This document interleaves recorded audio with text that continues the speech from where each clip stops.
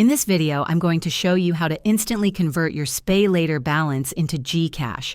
Shopee doesn't offer direct cash outs, but with this method, you can transfer funds quickly and safely. First, search Shopee for a GCash cash-in or GCash load seller. These are users offering to send GCash in exchange for a Shopee order. Choose one with high ratings, fast delivery, and a solid review history. Place an order using SPayLater at checkout.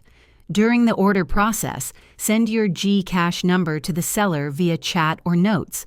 Once your order is confirmed, the seller will instantly send the equivalent amount to your GCash wallet, often within minutes. Wait for the seller to mark the order as delivered and complete it in the app once you've received the funds. Always take screenshots of the process for safety. This method is fast, but be sure to use trusted sellers only. If this video helped you convert SPayLater to GCash instantly, please like and subscribe for more smart money tips. Thanks for watching.